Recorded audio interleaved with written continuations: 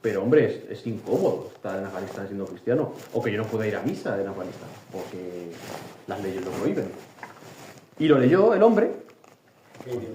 Eso en persa. Dice, te lo voy a traducir, te lo voy a poner en el traductor para que te llegue bien el mensaje. Y lo leyó y me dijo, bueno, muchas gracias. Y ya está, no te dicen nada porque eres un extranjero, no se van a meter contigo. Digo, pero mira, tampoco puedo tapar lo que pienso, ¿sabes? O sea, si yo en España, durante toda mi vida, he criticado que las mujeres no puedan estudiar en Afganistán, no voy a llegar yo delante del talibán y le voy a aplaudir.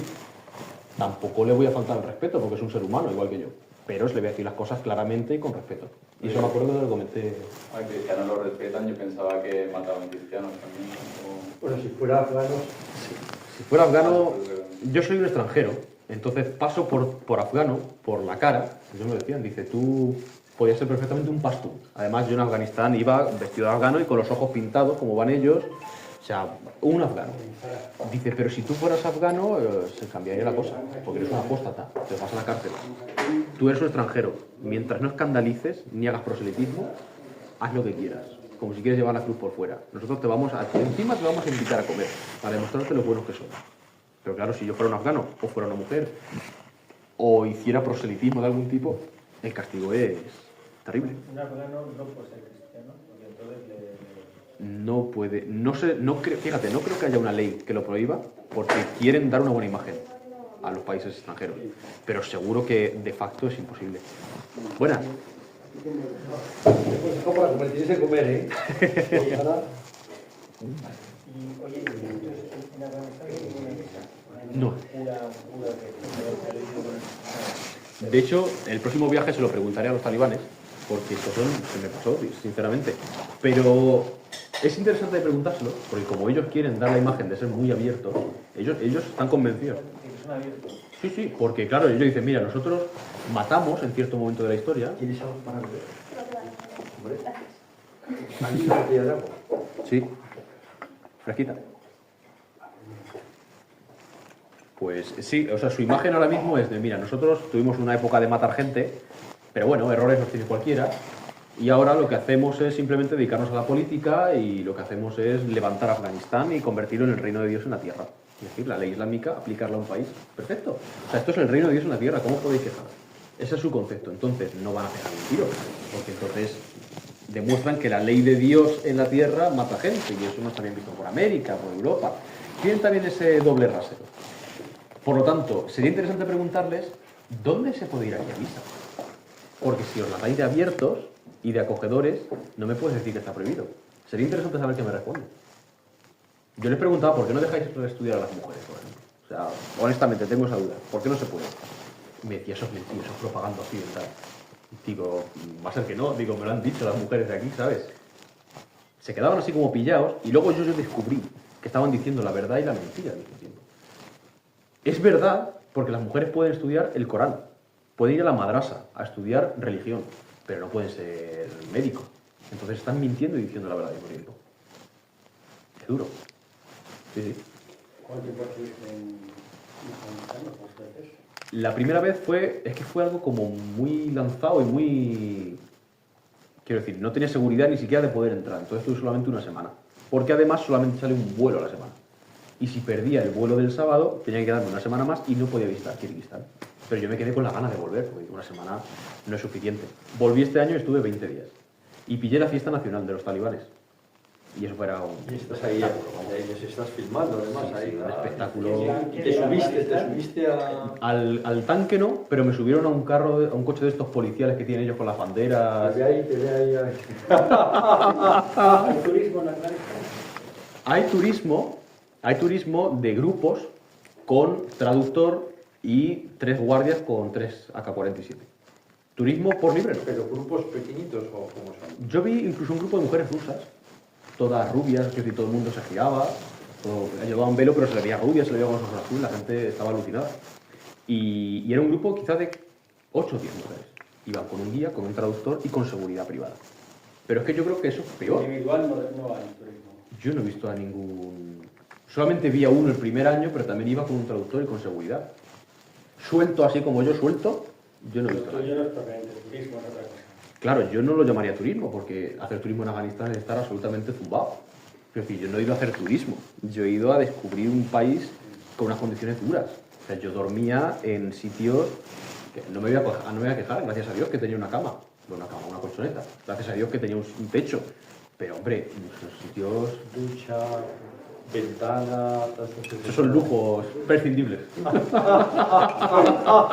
fiesta nacional, ¿por qué es un día determinado? ¿Qué es lo que recuerdan esa fiesta y cómo se celebra la fiesta? La fiesta nacional actual tiene 4 años y celebra que los talibanes gobiernan Afganistán. El día que echaron a los americanos. Sí, el 15 de agosto del 21. Vale. Entonces es una fiesta, digamos, poco preparada, porque consiste en sacar vehículos policiales con banderas, poner las taranas pastunes, himnos de que cantan a la raza, al honor, a las mujeres, a la ley pastún y tal, y pasearse alrededor de la ciudad. Poco más, ya está. Tocar el claxon, pero es muy impresionante, porque tú no estás viendo policías, tú no estás viendo un ejército formado, tú estás viendo unos señores con el pelo por la mitad de la espalda, eso sí, perfectamente cuidado, afeitado, peinado, cepillado, con unas barbas por mitad del pecho, todos muy bien puestos y muy bien perfumados, con los ojos pintados, con su AK-47, con la bandera. Pero me impresiona mucho porque es en otro mundo, completamente diferente. Y esa es la fiesta nacional y me pilló allí de casualidad, o sea, yo no hice por estar allí, luego me di cuenta y digo, mira, me va a tocar aquí la fiesta, a ver qué hacen. Y los ciudadanos de allí, en plan, ¿le preguntaste a alguno qué opinaban de los talibanes? ¿Están a favor de ellos o en contra o no? Sí, de hecho me lo preguntaban ellos más a mí. Y yo primero daba respuestas estas de político, ¿no? Que no dices nada. Hablas pero no dices nada para ver qué pensaba él. Y después ya podría empezar a hablar o no. Gente me decía, mira, los talibanes son lo mejor que ha pasado en la historia de Afganistán. Porque yo puedo salir a la calle y no me matan. Hombre, es que cuando llevas 45 años de guerra, aspiras a poco. Aspiras a que no te maten y poco más. Entonces, si no te matan y puedes salir y hacer tus negocios y ser un ser más o menos feliz, pues ¿para qué más? ¿Para qué más? Pero otros me decían, mira, yo soy un pastún, yo soy de la raza de los talibanes, yo soy de su sangre, pero yo creo que no es justo que mi hija no estudie. O sea, ¿por qué mi hija no va a estudiar y mi hijo sí? Eso me decía a mí un pastún, ¿eh? Dice, mira, yo creo que el gobierno de los talibanes no puede durar mucho, porque la mitad de la población está descontenta, que son las mujeres, y la mitad de los hombres no les parece bien que sus hijas no estudien. Dicen, no sé cuánto va a durar, pero yo creo que caerá pronto. Pero bueno, yo no tengo esa sensación, ¿eh? Yo tengo la sensación de un gobierno muy bien asentado, muy sólido, tiene su policía, su guardia de tráfico, tiene el servicio de inteligencia, que parecen monstruos. O sea, son tíos como un armario empotrado, enorme, con el pasamontañas, con el uniforme militar, con la barba asomándole por debajo del pasamontañas, con los ojos rojos. Te clava la mirada debajo del pasamontañas, con la cinta aquí que pone que no hay más Dios que Alá y Mahoma su profeta, con la metralleta al hombro. O sea, son como... te da un aura de no humano. En concreto los del Ijtibarat, o sea, los del Servicio de Inteligencia. O sea, es un gobierno como el nuestro, pero llevado a un mundo islámico. O sea, tiene todo bien estipulado. ¿Te preguntaron qué piensan de Occidente, por ejemplo? ¿Qué idea tienen de Occidente? Sí, en general la idea es de el paraíso. Eso es lo mejor. O sea, si yo a Occidente... Los tíos de la metralleta piensan que es el paraíso. No, el pueblo. Ah, el pueblo. El pueblo. Las mujeres, su sueño irrealizable, porque lo difícil es casarse con un occidental. Es que sería cambiar de universo. O sea, tú imagínate una mujer que está bajo la tutela de su padre, luego de su marido o de su hermano, que no puede salir de casa sola, que tiene que llevar por fuerza una túnica y un velo por ley, y de ahí para arriba iremos exigiendo, que no puede trabajar, que no puede estudiar, que su destino es casarse con su primo y tener un hijo con 15 años. Si se casa con un occidental, es que, vamos, es su sueño. Ahora, del resto de las personas, trasladarse a Alemania, a Canadá, y tener una vida cómoda. El de los talibanes, quedarse allí. Si es que los talibanes no dan problemas al mundo, porque su máxima aspiración es hacer de Afganistán el reino de Dios en la tierra. Aplicar la Sharia. Ya está aplicada, ya está. No tenemos otro objetivo. Y por esa causa, Al-Qaeda los mata. Al-Qaeda hace atentados contra los talibanes. Porque dice, ¿cómo puede ser tan tontos de no seguir la yihad a Estados Unidos y Europa? La yihad es global. ¿Cómo que Afganistán? Pues habéis conformado con 4 montañas secas. Eso le dice Al-Qaeda, el Daesh, a los talibanes. Los talibanes dicen, mira, somos afganos, no nos importa para nada Occidente, que se pudran con su idolatría, con su cristianismo, comiendo cerdo, las mujeres son lo peor en Occidente para ellos. No está permitido el turismo. Es lo que digo, que no creo que haya una ley, pero de facto sí. De facto, No hay ningún cristiano. de facto No. hay cristianos, los hay, y luego hay más. Por ejemplo, nosotros tuvimos la foto que te mandé Sí. en el Día del Corpus en Trebisonda, en el norte de Turquía. Turquía, en la iglesia de Trebisonda, donde asesinaron a 2 obispos. Está donde asesinaron a uno después de celebrar misa, que se conserva la Biblia que estaba leyendo, que atravesaron el corazón, y también la Biblia con 3 disparos. Y luego volvieron a matar al año siguiente al obispo también, degollado. Entonces, ahí No ha tiene sido... obispo, entiendo, o sea, ya lo han dejado Ahí sin- no está, y la verdad es que muchos culturales de hoy, supongo. Entonces, pues ahí celebraron el Corpus dentro de los recintos de la iglesia. ¿Cómo se llama esta institución religiosa? El Verbo encarnado. El Verbo encarnado. Porque ellos dicen que Turquía es la tierra santa de la iglesia, no es la tierra de la iglesia que se desarrolla también. Y entonces, y ahí en el Corpus luego estuvimos con todos los asistentes, que había un montón de afganos que habían huido de Afganistán, A cristianos. cristianos conversos. Cristianos conversos. Conversos. Sí, sí, eran conversos. Yo estoy Conversos hablando del Islam. del Islam o tal, al cristianismo. Clandestina, por ejemplo. Antes de la entrada de... Pues esto yo no sé exactamente cuándo habían huido. Yo no sé, pero había como unos 15 afganos. Vivían en Turquía. Vivían en Los Turquía. cristianos digan los talibanes que escribir. Tienes que huir. Sí, sí, sí. Si no, si es afgano, como has dicho tú, te matan. Que es Había una también, apóstata. había también de Irak. Sí, Muchos muchos cristianos. Muchos cristianos de Irak estaban allí también, como unos 30. Pero afganos Lo de Irak tú decías que eran 3 millones o cuántos. eran 3 millones y pico, pero han ido migrando. Claro, que eso también he recibido comentarios negativos de eso. O sea, yo cuando hablé de Saddam Hussein el otro día, yo no conocía a Saddam Hussein, ni viví bajo su régimen, así que no puedo dar opiniones. Opino de sus medidas políticas. Y opino de lo que me han dicho los iraquíes, de Claro, entonces, muchos. Si a alguien le molesta, lo siento mucho. Es lo que me han dicho y es lo que yo transmito, lo hago de altavoz simplemente.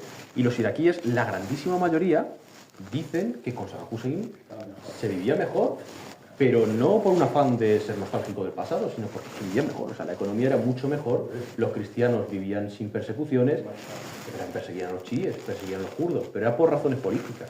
O sea, no había ningún tipo de fanatismo en las instituciones.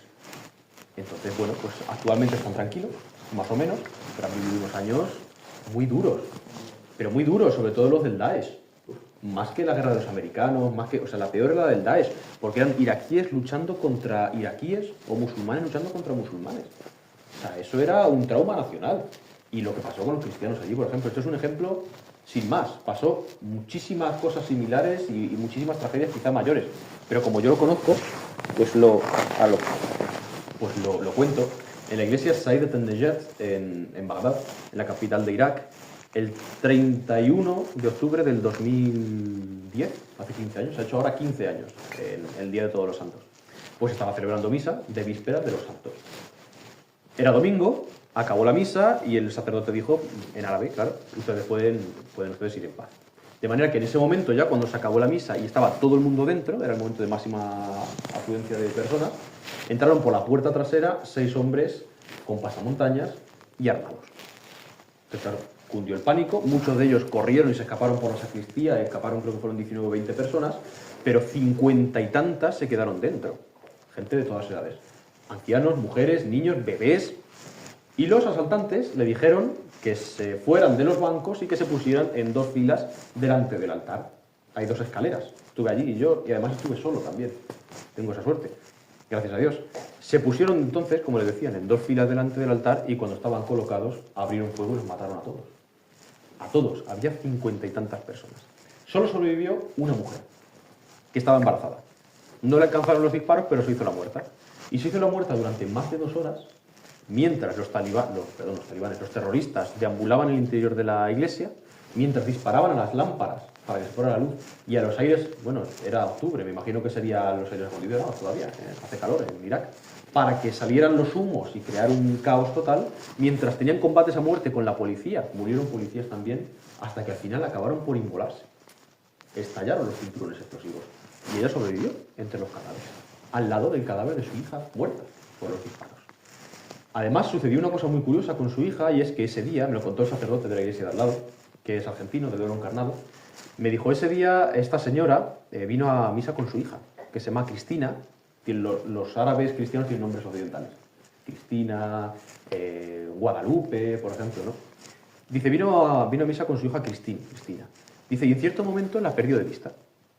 Tenía la niña 10 o 12 años. No sabía dónde estaba la hija y la madre entró en pánico, ha salido, se ha escapado, hasta que salió por el patio y no la encontraba por el jardín de la iglesia, no estaba por ningún sitio y entró en la iglesia, que todavía estaba vacía, y la encontró en el último banco, sola, a la niña. Le dijo, Cristín, dice, me has preocupado mucho, o sea, te has ido, no te he visto, no me has dicho nada, ¿por qué te has ido? Y le dijo, mamá, no te preocupes, porque todo va a estar bien, todo va a estar bien. Y esa señora fue precisamente la que sobrevivió al cadáver junto al cadáver de su hija, Cristín, que actualmente entre los cristianos iraquíes se considera casi una santa, porque tuvo una especie de revelación el mismo día de su martirio. Todas esas historias están por todos lados en Irak. O la historia de 200 soldados jóvenes que mandó el gobierno a luchar contra los yihadistas del Daesh sin armas.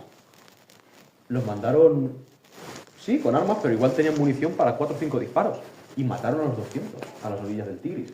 O sea, Irak es una patria sufriente y sangrante y con heridas, no cicatrices. Tiene heridas que sangran, pero el pueblo iraquí es admirable. O sea, yo lo admiro. En casa también en Irak. ¿En qué? En casa también En Irak he ido una vez solamente, pero sí. O sea, normalmente ese sentimiento lo tengo cuando regreso, ¿no? Digo, estoy en casa, el olor, el aire, la luz. En Turquía siento eso, en Egipto, en el Cairo siento eso, y en Afganistán. Y bueno, pues sí, efectivamente, es un mundo triste. Los iraquíes que han vivido 3 guerras, personas con 30 años, han vivido 3 guerras, con 30 años. Y han matado a sus hermanos, o han matado a sus padres delante de ellos. Pero el afán que tienen es salir hacia adelante. O sea, yo no he visto a un solo iraquí que diga en público a otro, tú mataste a mi abuelo, a mi padre, porque tú los chiíes, porque los suníes. Nada, eso borrón y cuenta nueva y tenemos que levantar Irak juntos. Iraquíes, cristianos, suníes, chiíes, vamos a olvidarnos la diferencia de que tú mataste a mi padre porque lo mataste, pero si nos metemos en eso entramos en una cuarta guerra y no tenemos ganas de más guerras. Ese es el espíritu que yo vi. Hay más tolerancia. Convivencia, sí, hay convivencia, pero sobre todo tolerancia. No nos metemos en tu terreno, pero tampoco somos amigos. Tú en tu casa, tú en tu zona chií y yo en la mía suní. Pero tampoco hay una mezcla como tal. Pero donde eso pasa sobre todo es en el Líbano. En Beirut sí hay mezcla. Pero tú te vas a las montañas, por ejemplo, del sur del Líbano, y hay aldeas chiíes, completamente al 100%, aldeas cristianas y aldeas suníes. Y nadie pasa de un sitio a otro. Si pasa a comprar y se va, pero que no se asienta. O sea, el nivel de tolerancia, para mí eso es la tolerancia, ¿no? O sea, yo te respeto, no te mato, pero tampoco me relaciono contigo. Es extremo en el Líbano. No hay bodas. Aunque en Beirut sí que hay. En Beirut, Raro. En Beirut sí que hay más. Sí, claro, en Beirut sí. Porque yo me acuerdo de haber estado con un chaval que le conocí en el telediario que estaba haciendo una peregrinación de rodillas a la Virgen de Fátima. Y entonces, no sé por qué le vi y le entrevistaron y él contó que era musulmán, entonces yo indagué un poco y por Facebook me puse en otras horas. Luego estuve en el Líbano, estuve con él, con su mujer, con su hijo, Vaya. y tal. Y entonces me dijo que él estuvo rezando por su familia, porque estaba esperando a su niño, vamos, su mujer está esperando. Y él me contaba que para él la oración más que nunca dejaba de repetir, el Padre Nuestro. Y este era musulmán, pero a la vez se había formado en un colegio católico. ¿Y era suní? Y no le pregunté yo si era suní o era chií. Eso ya no le pregunté. Curioso. En Beirut sí hay mezcla. Sí, en Beirut sí. Hasta cierto En Beirut hay punto. mezcla. Y hay matrimonios mixtos incluso. Es raro, Sí, en pero Beirut los sí que hay. lo hay. Sí, sí. lo hay. Sobre Pero todo entre chiíes y suníes. Pasa, porque ya todos son musulmanes. Pero es que entre cristianos y musulmanes es una faena. Es una faena porque tu religión es tu estatus social. No es que sea más o menos, sino que son ámbitos diferentes. Entonces, si yo me llamo de apellido, por ejemplo, yo qué sé, Abdel Fatih, eso es un apellido musulmán. Y si en mi DNI viene mi religión, que viene siempre, y pone cristiano, que tú eres un apóstata, lo vas a ver el policía, lo vas a ver el guardia de tráfico, lo vas a ver todo el mundo. La religión. En Irak igual. Entonces, si tú te llamas... ¿No puedes elegir no poner la religión? Yo creo que no. No lo sé, pero yo creo que no. Pone el M musulmán, C cristiano, y ya está. O sea que ¿No hay... tienes una religión o no existe la de Ismael? A ver, existir existe, todo en todos sitios. Pero que esté reconocido para poner el DNI, no creo. Pero fíjate, ahí estuvimos con un sacerdote diocesano de Líbano y nos contó, por ejemplo, allí en el Líbano, pues no sé cuántos años, pero está Opus Dei desde hace Sí, sí, sí. años. Y entonces me contaba este sacerdote que hay más, que hay muchos cooperadores musulmanes de los que se gente que son cristianos, pero que rezan, que adoran. Y decía, hay más cooperadores musulmanes que cristianos, me decía. El Líbano. En Beirut, en las aldeas imagino que Será distinto, más claro. distinto, porque es como todo como un poquito más... Más cerrado, más separado. más tarde. En Beirut, no. En Beirut yo creo que menos, la verdad eso. Luego en Beirut me llama mucho la atención que veías a los musulmanes ahí rezando su rosario, ¿no? Sí, sí, sí, sí. Pero veías también a los cristianos rezando su rosario. Veías las campanas completamente, oyes la llamada a la oración, ves imágenes de la Virgen, vas a la Virgen patrona. De Aiza, aquella blanca, era el Y monte. ves muchísimos musulmanes. Exactamente. Muchísimos musulmanes. Y en la tumba de San Charbel también, Y en la tumba de San Salvo. que es curioso. Al fin y al cabo es un país que tiene la extensión de Soria. Y hay 18 etnias, 18 grupos religiosos. Pero que no solamente cristianos musulmanes, drusos, alawitas. Además, cada uno vive en un sitio concreto. O sea, por ejemplo, yo estaba en unas aldeas del sur del Líbano, en una aldea cristiana. Enfrente está el río Litani, que tiene una presa y se ha formado un lago, que es el lago Litani. Y en la orilla contraria está el Monte Hermón. Yo veía el Monte Hermón constantemente y los montes del Antilíbano. Bueno, pues allá hay aldeas suníes en aquella orilla. Mi orilla era cristiana, la orilla de abajo, más abajo de la presa, era chií. De manera que si viene israelí, el ejército israelí, o viene un contingente de soldados israelíes, lo que sea, y bombardea completamente la orilla de enfrente de tu zona, no tienes ningún peligro, porque es un ataque contra los suníes. Si bombardea completamente abajo de la presa, no pasa nada, son chiíes. Quiero decir, es que no es que vengan a atacar a todos, sino que van por zonas. Y esa mentalidad está en todo el Líbano. O sea, esto está perfectamente dividido. Quizá con suerte te damos permiso a ti, si eres chií o suní, de vivir en una aldea cristiana, pero es una excepción. O sea, estos son zonas, y además se nota mucho. Las aldeas cristianas son limpias, ordenadas, bien construidas. Las chiíes, por ejemplo, se parecen mucho más a Egipto. La suciedad, el desorden, los cadáveres de las vacas colgando de gancho, chorreando grasa y sangre. Hombre, es más difícil de asimilar para un occidental una aldea musulmana que una aldea cristiana del Líbano, por ejemplo. La mayoría de cristianos son maronitas, ¿no? Efectivamente, es lo propio del Líbano, es como los coptos de Egipto, pero hay de todo. Hay cristianos católicos, por ejemplo, yo estuve en una boda. Exactamente. Hay católicos latinos y católicos orientales. Hay luego todas las ramas protestantes, claro que sí, y están los maronitas. Yo estuve en una boda de un chico maronita con una chica católica. Lo que pasa es que los maronitas son católicos. Claro, pero el rito oriental maronita. Sí, sí. Y el sacerdote va distinto, es decir, va con otro indumentaria, el rito de la boda incluso es diferente.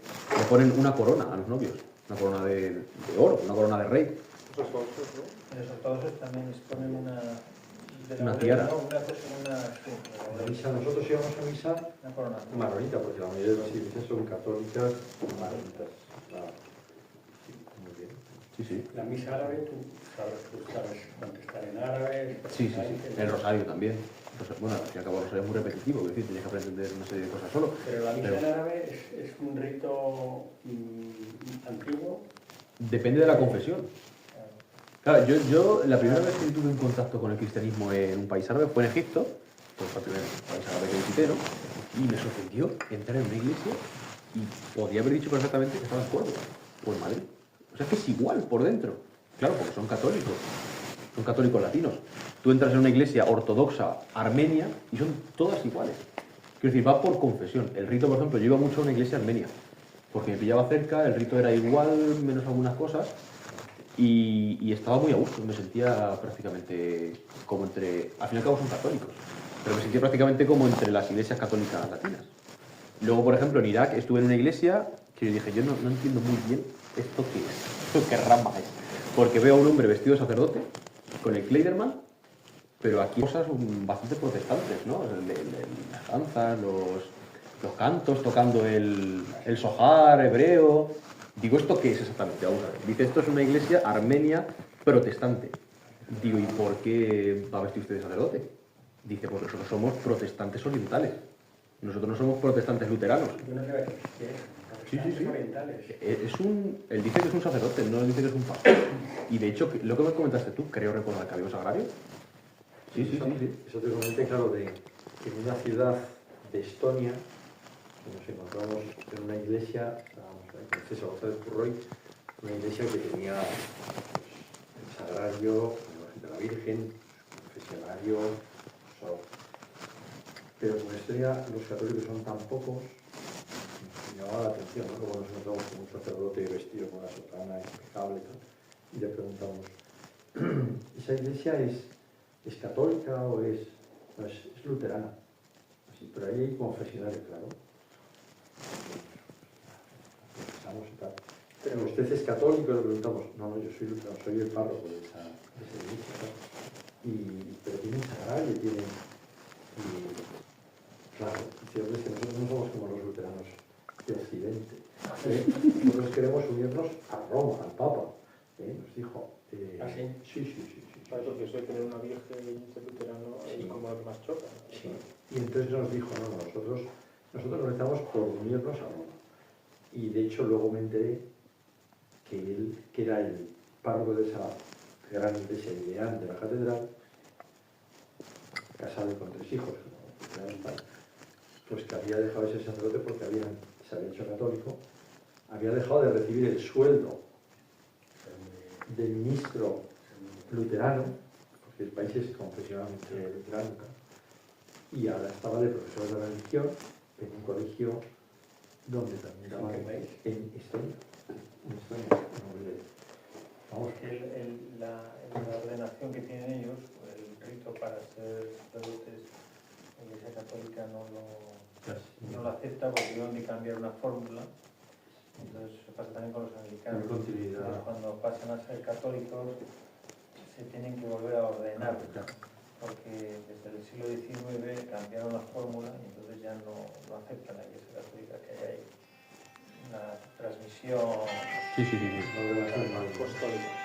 Pero lo de los protestantes armenios sí no lo había yo. Sí, y es curioso, o sea, no deja de ser sorprendente, porque yo lo sabía, pero no deja de ser sorprendente que tú vayas por el Cairo, por ejemplo, y ves a un sacerdote ortodoxo. Es un sacerdote, es ortodoxo, pero es un sacerdote con toda su pompa, ¿no? de vestidos, cogido del brazo de una señora. Es muy chocante, ¿no? Sí, que se casan, pero que me choca mucho. O en Irak, por ejemplo, que el sacerdote, después de acabar la misa, se va con una señora ahí con 3 niños. Y es católico caldeo. Sí. O es católico asirio, que es lo que más han sufrido. ¿Y ese catolicismo tiene obediencia a Roma? ¿O? Sí. Es rito...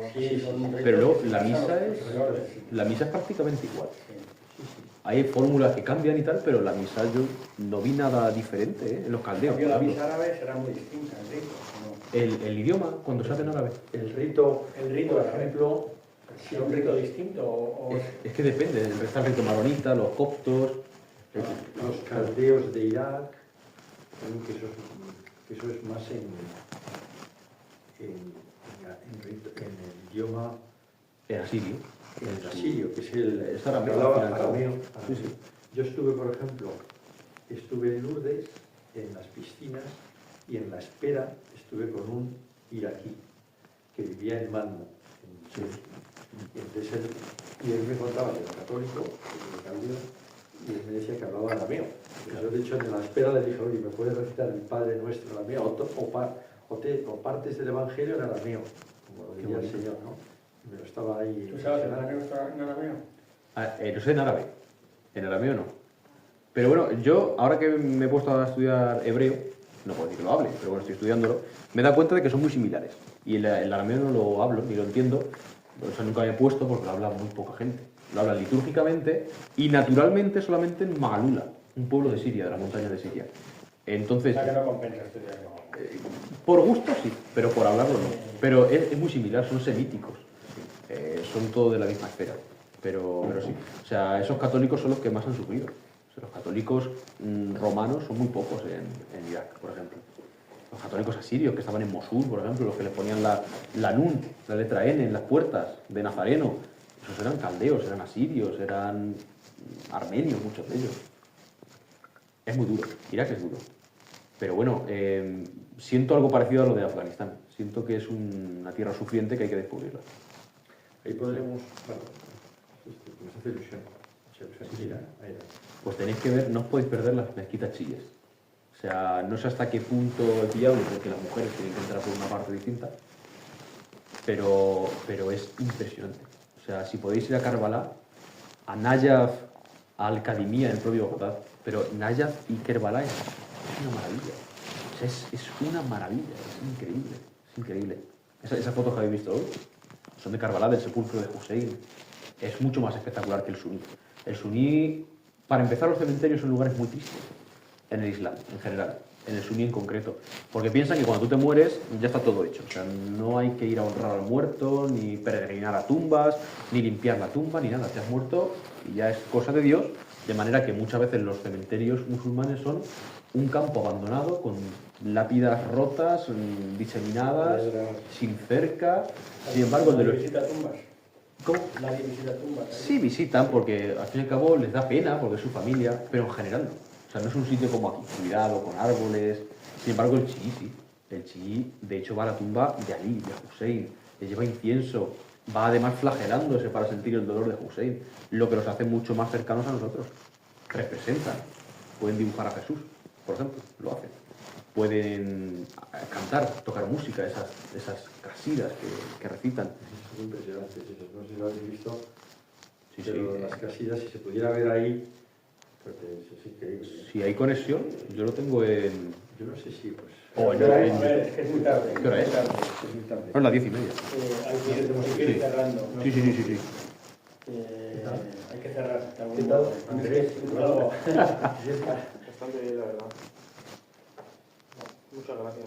Nada, yo encantado. Mañana, si podéis venir, no sé si estaréis libres. Mañana Fabio tiene Ah, sí, víspera sí. de viaje ya. A las 7 tenemos...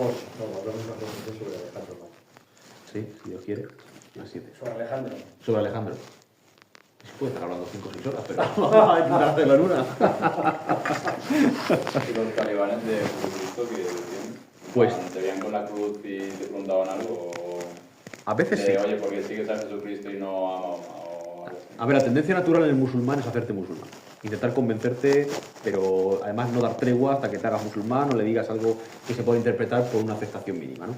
Sin embargo, en general, ya que este año me he vuelto un poco más duro, porque antes siempre he dado conversación, por respeto, y digo, mira, ya es que estoy harto, siempre los mismos argumentos, digo, mira, es que ya es como cuando te llaman para cambiarte de compañía, ¿sabes? Ya es que me sé todos los argumentos, digo, ya no hace falta que me lo digas más veces. Entonces, con todo respeto, pues decía, mira, yo soy cristiano y ya está, hasta ahí vamos a llegar. Pero bueno, muchas veces venían y me hacían así, así, o sea, inchi. Inchi es esto que es en persa. Digo, esto es una cruz. Y muchas veces no sabían, pensaba que era un adorno, digo, una cruz de Jesús, el profeta, ¿no? Vuestro profeta también. Dice, digo, yo es que soy cristiano, ¿sabes? Soy masihi, que se dice en persa. Y no sabían lo que era cristiano, muchos de ellos. Pues si sale en el Corán también, ¿no? Jesucristo. Claro, digo, pero vamos a ver, digo, ¿cómo puede ser que no sepa lo que es un cristiano? Y ya el de al lado, el otro talibán le decía, no, que es un Isabi. Y decía, ah, un Isabi.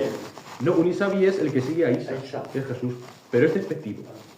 Es despectivo, ¿sabes? No eres un cristiano, eres un Isabi, alguien que sigue a una persona.